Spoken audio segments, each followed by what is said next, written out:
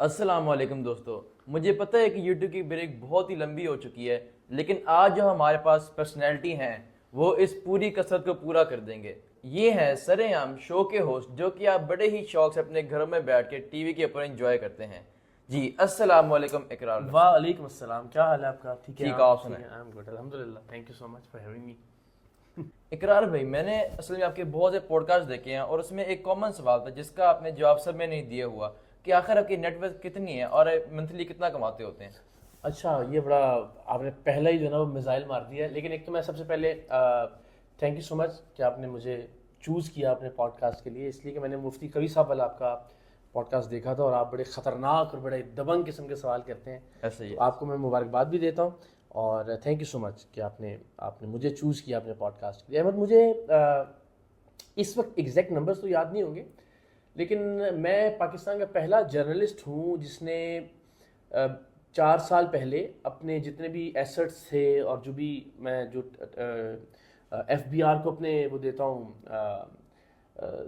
اثاثوں کی جو تفصیلات، اس میں نے بتایا تھا کہ میں تقریباً 1.5-2 کروڑ روپے سال کے ٹیکس دیتا ہوں.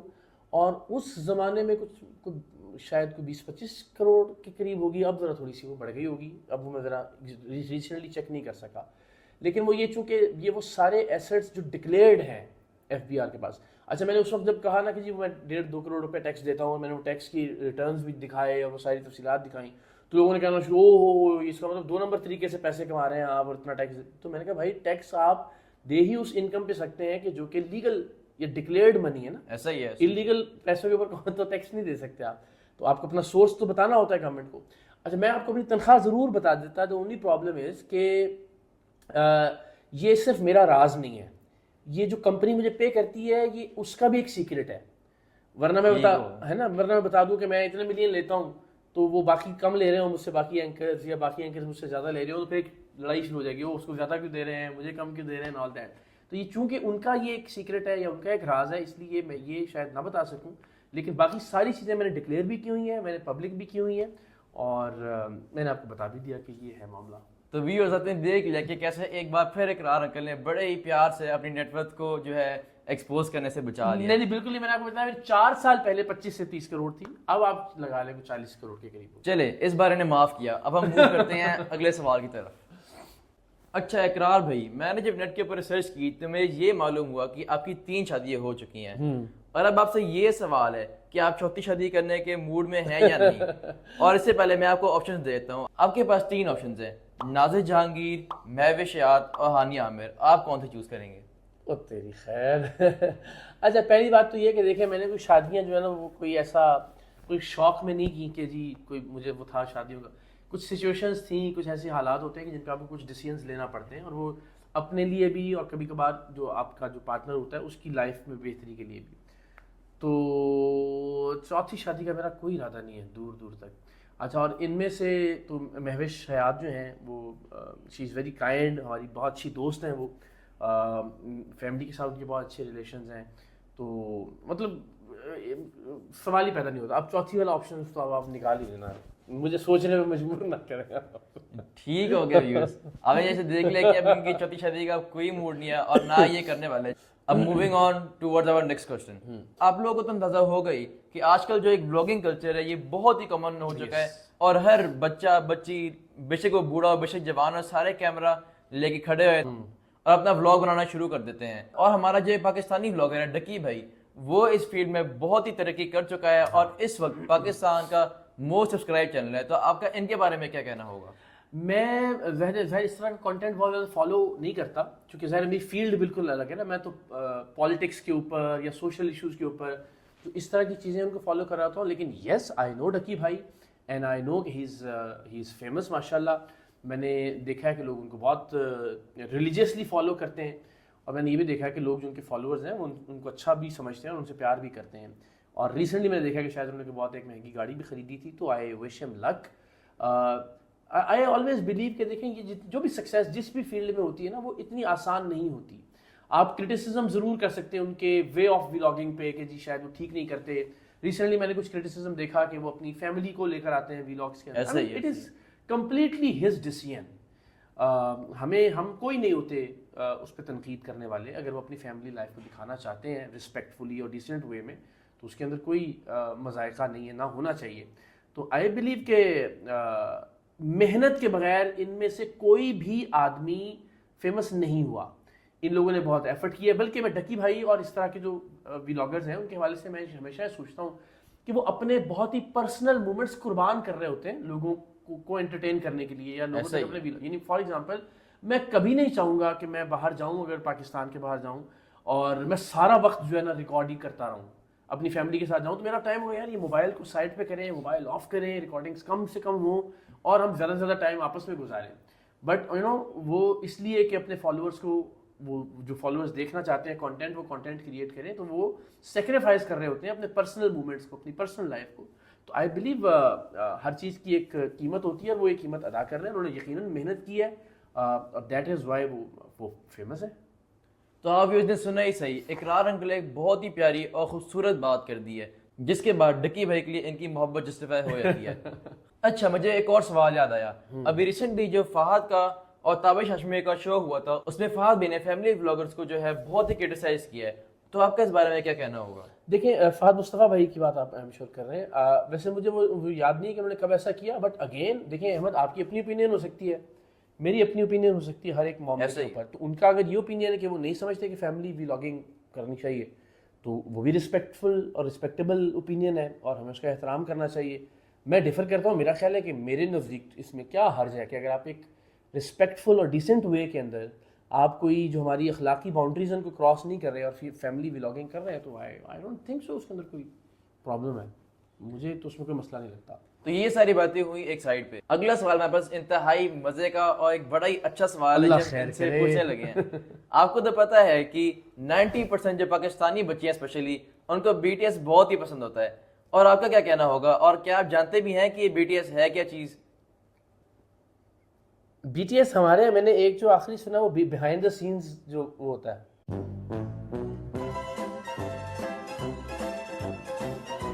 کہ جو کوئی نہ بی ٹی ایس بیسیکلی ایک کورین بینڈ ہے جو گانے چانے ریکارڈ کرتا ہے اور اس کو پوسٹ کرتا ہے.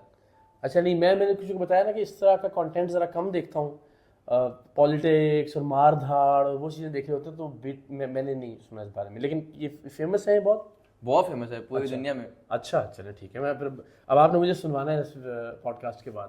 ٹھیک ہو گیا, آپ نے دیکھ لیا کہ اقرار بھی کو بی ٹی ایس کا ہی نہیں پتا. اچھا یہ نہ پتا ہونا کہ جرم تو نہیں ہے؟ نہ ایسا کوئی مسئلہ نہیں ہے. ان کے فینس وہ تو نہیں ہو جائیں گے, فرینڈ تو نہیں ہو جائیں گے اس بات سے؟ کوئی نہیں ہے. اچھا بس ٹھیک ہے چلے گا. اچھا اب موونگ آن ٹورڈز پالیٹکس.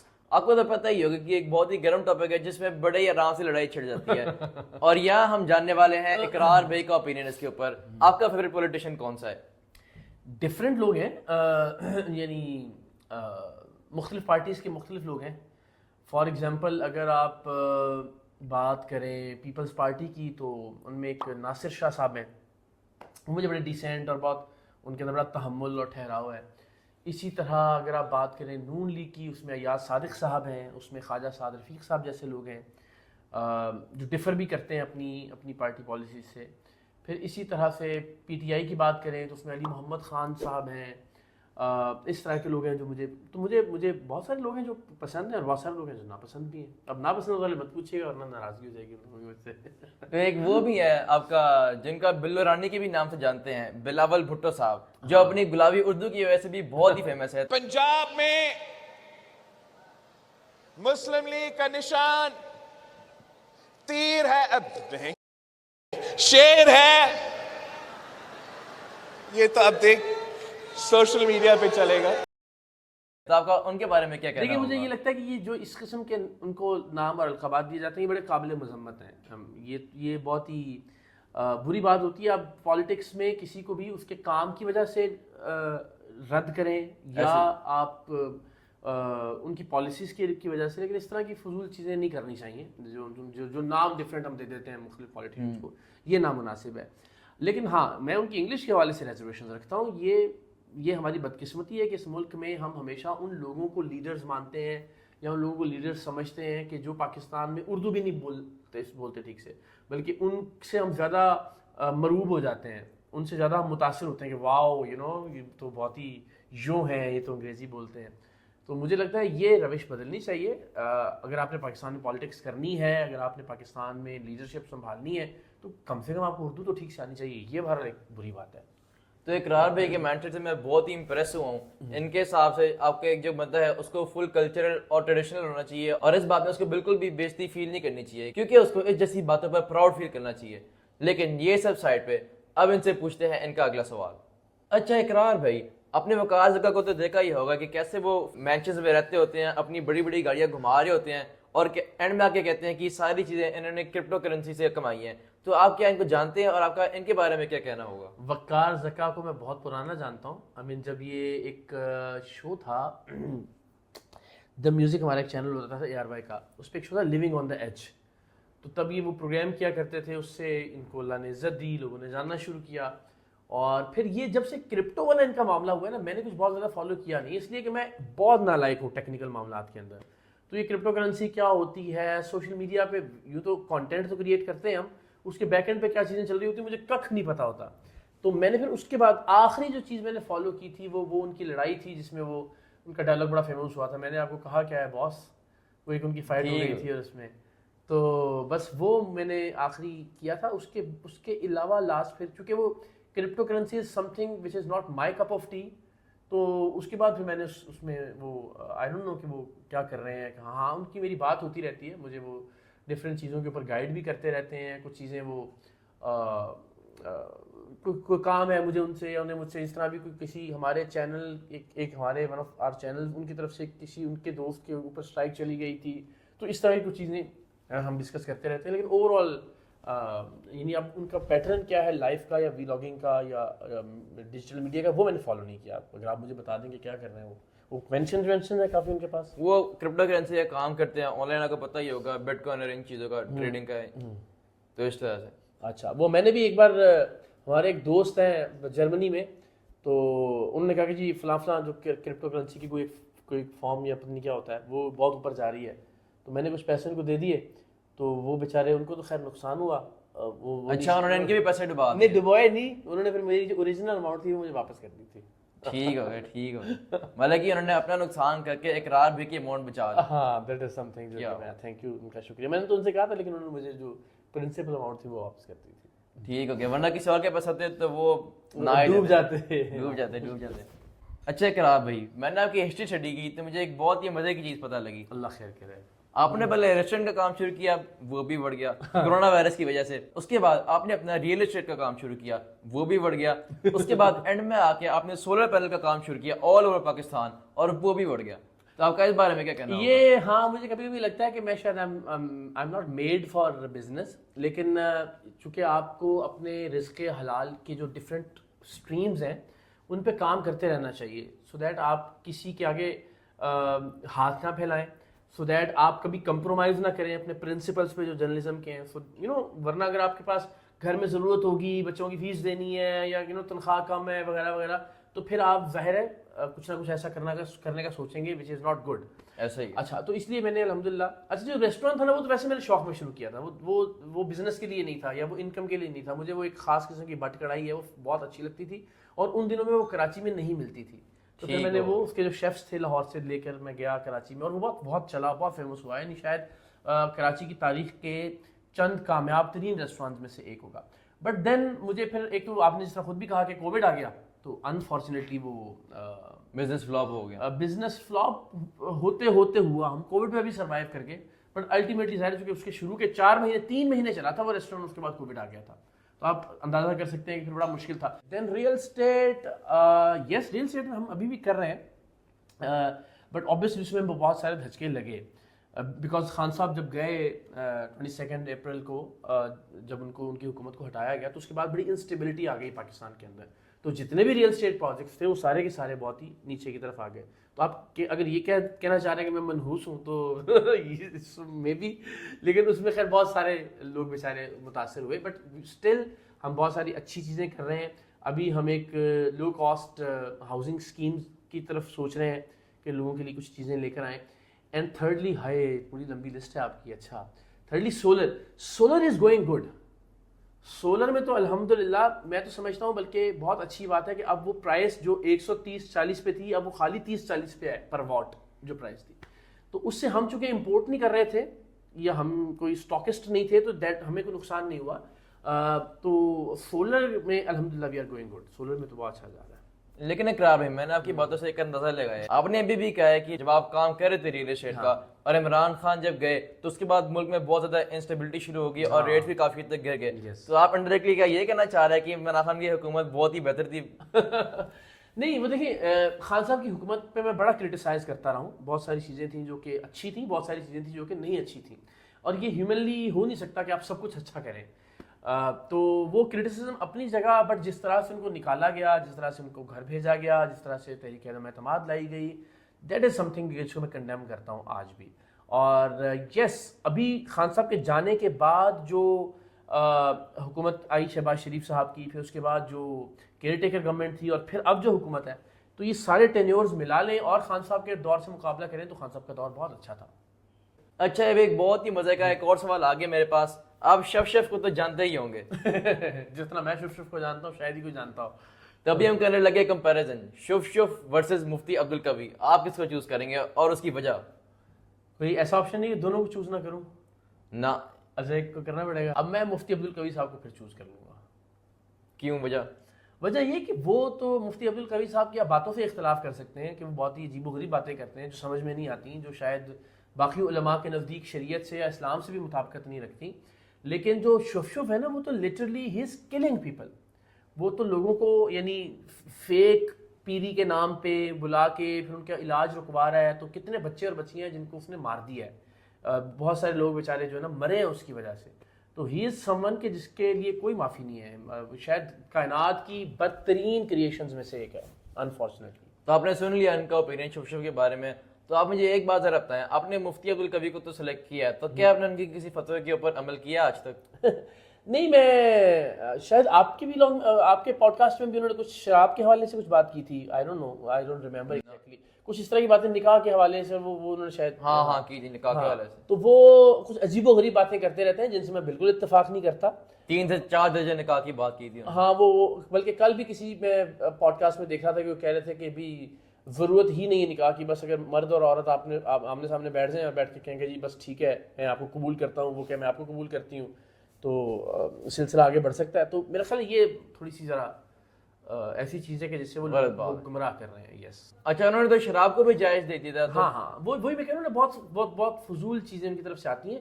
فضول میں اس لیے کہہ رہا ہوں کہ ظاہر ہے میرا تو دین کا علم اتنا نہیں کہ میں کوئی فتویٰ دے سکوں, لیکن جو باقی علماء ہیں تمام مکاتب فکر کے وہ متفق ہیں ان چیزوں کے اوپر.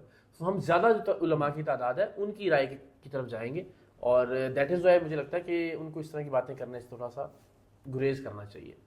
لیکن آج کے زمانے میں وہ تو صرف ایک میم ہی بن کے رہ گئے ہیں دیکھا جائے تو. ہاں, اب آپ دیکھیں نا ان کی مختلف چیزیں ہیں جس میں وہ لڑکیوں کو گلے لگا رہے ہوتے ہیں, کہیں وہ جو ہے نا ناچ گانا ہو رہا ہے, اور دیکھیں ہم سب بھی شاید سمہاؤ گنہگار لوگ ہیں.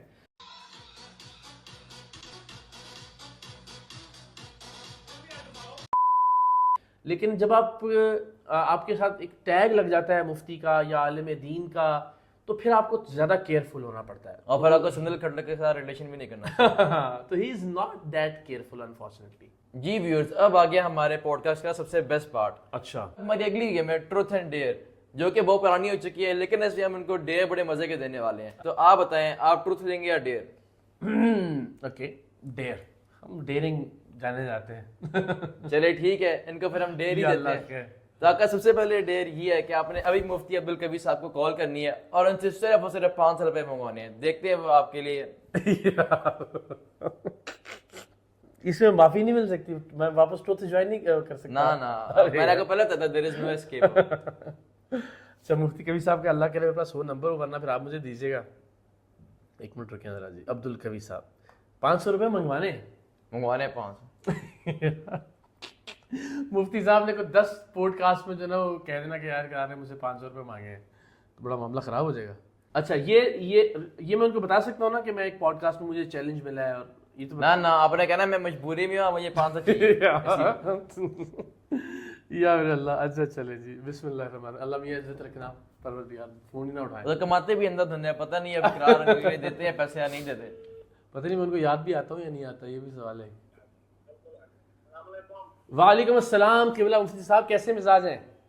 شکر اللہ کا کرم.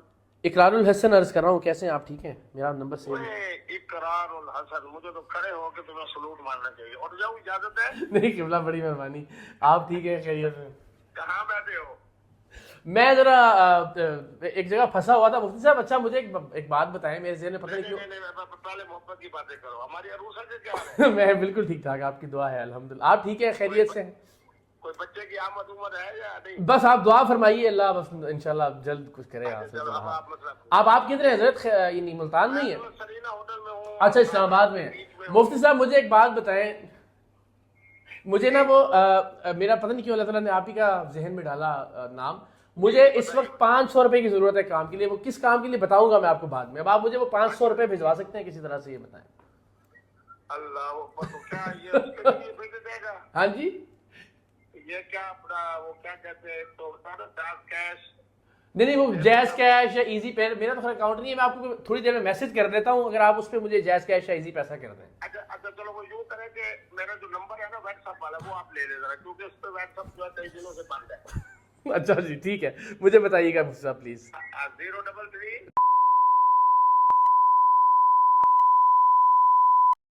आपका हमारा पोस्टर का मातो। ठीक है, बस मैं आपको जो है ना मुफ्ती साहब इस पे वो डिटेल्स भिजवा देता हूँ अपनी लेके ना किसी से। जज़ाकल्लाह, मैं करता हूँ रब्ता आपसे, अल्लाह की बात। ठीक हो गया नाज़रीन, आपने देखा यार बड़ी आराम से मुफ्ती साहब ने क्या जो है इनकी सोचेंगे? फरमाइश कबूल कर ली। तो जाहिर सी बात है, कमाते भी इतना ही है तो 500 तो बनते ही हैं। और अभी भी ऐसा है, देखिए उन्होंने बेचारों ने भी कोई मना नहीं किया, वो फौरन उन्होंने हामी भर दी, मुझे भेजे। तो मुफ्ती साहब थैंक यू, आपने मेरी इज्जत रख ली बहुत बहुत। और ये चीज़ मैंने नोटिस किया है कि इनको जब कॉल करे बैठे ही रेस्टोरेंट में ही होते हैं। लेकिन वो सब एक साइड पे चलते हैं अपने अगले सवाल की तरफ। अच्छा अब आप बताएं कि अब आप ट्रुथ लेंगे या डेयर लेंगे? यार बस कर दे, मैंने 500 रुपए मांगनी है सोचे। मुझे तो शर्मिंदगी हो रही है बहुत सारी। बेचारे मुफ्ती साहब क्या सोच रहे होंगे इस वक्त। तो अभी चलेगा ये सिलसिला? चलेगा सिलसिला। अच्छा डेयर ठीक है, अल्लाह मालिक है, चलें। चले अगला डेयर से होने वाला है कि व्हाट्सएप पे जो आपकी लास्ट चैट जो है आप उसकी स्क्रीनशॉट पूरी दुनिया के सामने शेयर करें। अच्छा ये तो मैं कर सकता हूँ, ये तो हो सकता है। ये आपके सामने कर लेते हैं, ये अल्लाह ख्याल। तो इसकी फोटो आपको स्क्रीन पे भी डिस्प्ले हो रही होगी और आप वहां से भी देख सकते स्क्रीनशॉट दे दूंगा जी। अच्छा जनाब, ये तो मेरे चूंकि फ़ोन्स के पासवर्ड सबके पास होते हैं, और नॉर्मली ये जो मेरे फ़ोन्स हैं और उनके व्हाट्सएप चैट्स हैं, ये वो मेरी टीम के लोग भी देख रहे होते हैं। तो that is something which I can do. ठीक है जी। और ये अनफॉर्चुनेटली एक हमारे दोस्त हैं, उनका नाम अगर आप ब्लर कर दीजिएगा। ठीक ये स्क्रीनशॉट मैंने ले लिया कि वो बेचारे ये शिकवा कर रहे हैं, please reply when you get free. और उनकी एक मिस कॉल भी है, जैसे मैं आपकी पॉडकास्ट से फ्री होता हूँ उनको कॉल भी कर लूँगा। तो ये मेरा ये तो आपको थोड़ी सी हिंट दे देते हैं, ये बहुत ही फेमस सिंगर है। हाँ तो ये जिनका मेरा नाम एफ से शुरू होता है। आगे आप कमेंट सेक्शन में बता सकते हैं कि आपको क्या लगता है कौन हो सकते हैं। यस, उनसे मेरा राब्ता नहीं हो रहा, तब मैं उनसे बात कर लूँगा इंशाल्लाह। उनकी मिस्ड कॉल्स हैं और मैसेजेस हैं। ठीक हो गया। लेकिन देखिए मैं कितना शरीफ आदमी हूँ कि मैंने अपनी चैट आपके सामने खोल ली। ऐसे ही पूरी मीडिया के भी शेयर की हुई है। पर्सनल का मुझे नहीं पता पर्सनल में क्या होगा क्या नहीं। तो अब बढ़ते हैं अपने अगले टॉपिक की तरफ। आपको तो पता ही होगा मीम्स की चीज़ होती है, और आजकल में इतनी ज़्यादा मीम वायरल हो रही है, बहुत मज़े की मीम्स हमें देखने को मिल रही हैं। और एक उनमें से बहुत ही मज़े की मीम है गोल्डन एडिशन चा फतेह अली खान, जो उन्होंने नया गाना रिलीज़ किया है, और उसके ऊपर हम लेने वाले हैं इकरार भाई का रिएक्शन। ये देखे चा फतेह अली खान का नया गाना।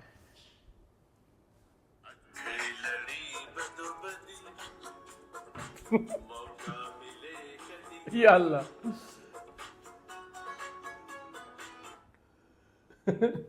भाई बाप, ये मैं अभी तक वैसे समझ नहीं पाया हूँ कि ये वाकई खुद इतने सादा है, या यूं कह लें कि खुद बेवकूफ़ है, या लोगों को बेवकूफ़ बना रहे हैं।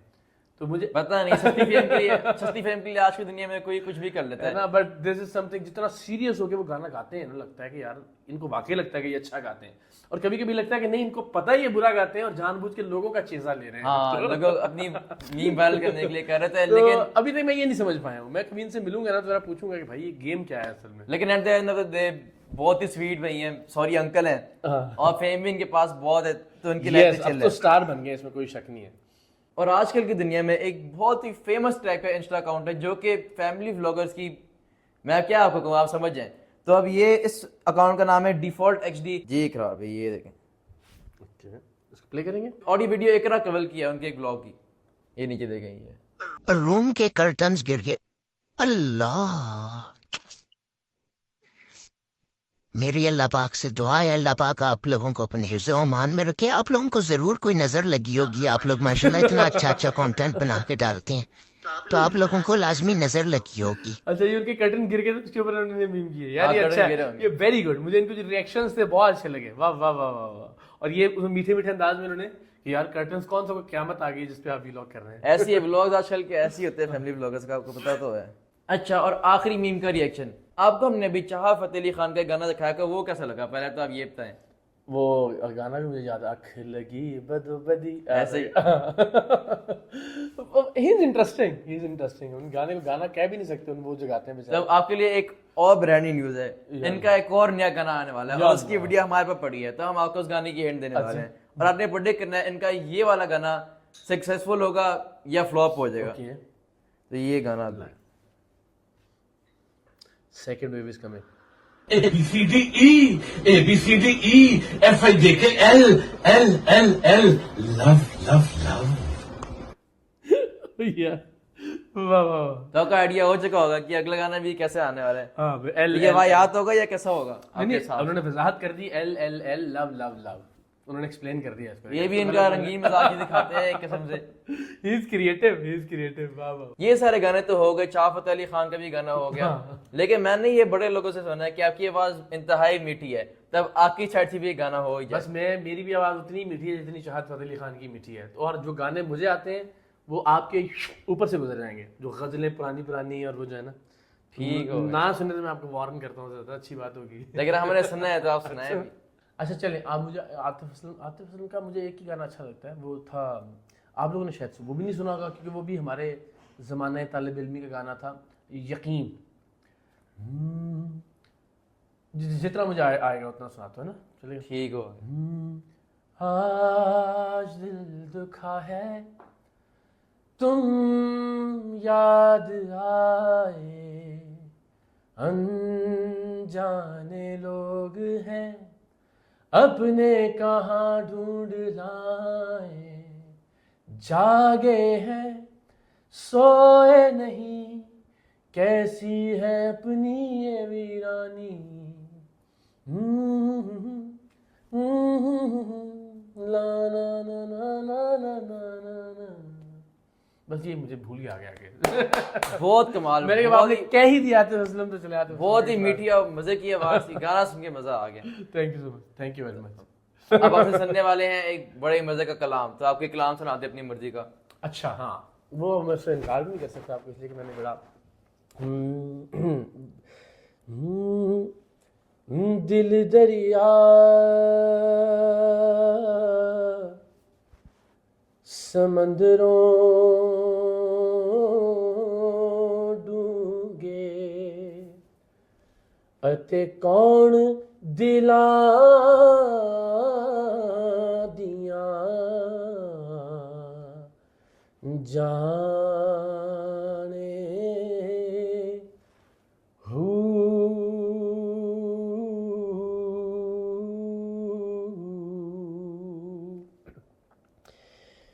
دل دریا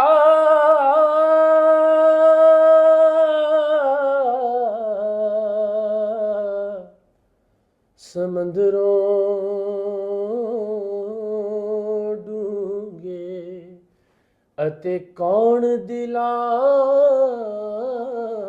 دیاں جانے